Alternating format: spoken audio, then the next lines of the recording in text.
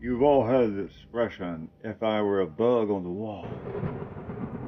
That means if you could eavesdrop into conversation that were intended to be private, you'll get your chance tonight. As we become a bug on the wall in a very remote gathering of individuals talking Georgia football. And tonight, they're talking about the connection to Yale, and perhaps the connection to other SEC teams. Let's take a listen. Here we are in early July. It's evening, and the crickets singing. Thunderstorms projected for another 2 hours. It's been loud most afternoon.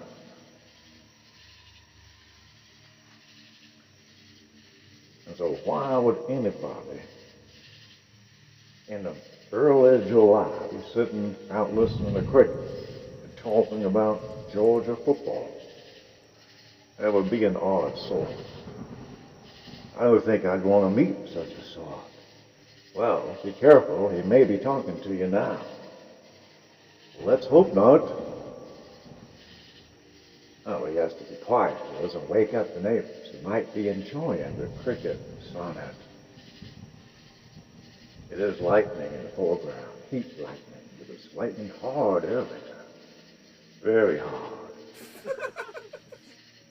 But what was our topic, gentlemen? We're sitting around drinking our delicious mint juleps, coffee, smoking your fine cigars or pipes. Something every gentleman would always treasure. It's the days of summer, the dog days, soon to be here. And I guess that also applies to the other kind of dog days, the football season. Kind of creeping up on us. But we were doing a study, a large study, about this Georgia program. And remember how they started as a Yale child. You can't ignore that. And we didn't ignore that, did we? No, of course not. The culture at Georgia is, was, and always will be associated with Yale. And that tells you everything. And what did Yale do in sports? They did what we did. They were often very good.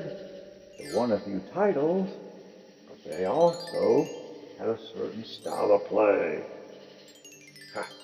Conservative. Could be explosive, but largely not. Good defense. Same kind of team they try to have since the old Yale boys showed up. Now, adding 1 plus 2 and 3 would tell you that that's probably a good way to keep the score low, and maybe there's a mathematical advantage into having less points to count. Maybe the scoreboard operator gets paid by the hour, paid by the sheet. It could be a financial reason for that, or it could just be happenstance. Nonetheless, it's the style that Yale brought and we still cherish today.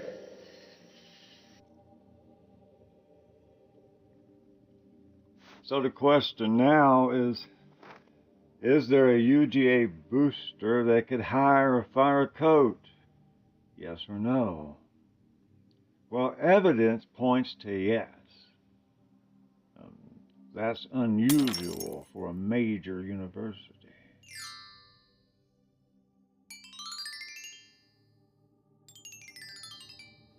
Many have influential boosters, but most don't have single donors that powerful.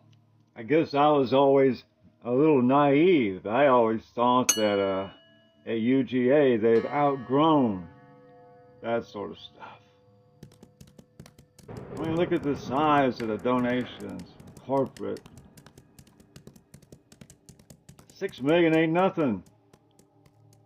But the individual donor, about $6 million, the longest time donor in Georgia history, has been a top donor for a generation.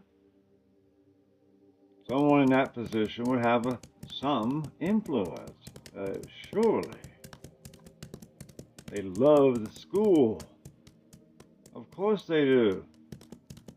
But could they hire and fire a coach? In some places they can. Maybe here. That's what we're going to find out.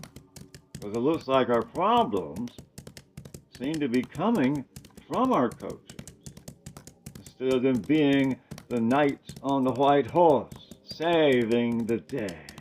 The knights on the white horse, saving the day, so I don't have to tilt the windmills.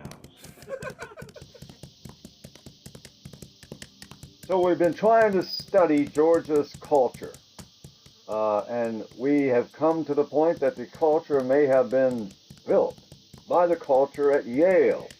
There's definitely a Yale connection. So to better understand the Georgia culture, we're going to spend a little time understanding Yale culture and what were their motives to expand football to the Southland. And as we explore Yale culture, we're going to find that their influence is probably still in effect today. But the Georgia offense, something people have described as a thing, seems to be an odd collection of priorities. Defense, special teams, and not a strong emphasis on explosive offense.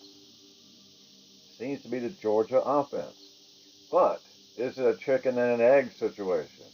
Is that the offense we felt was best to win football games?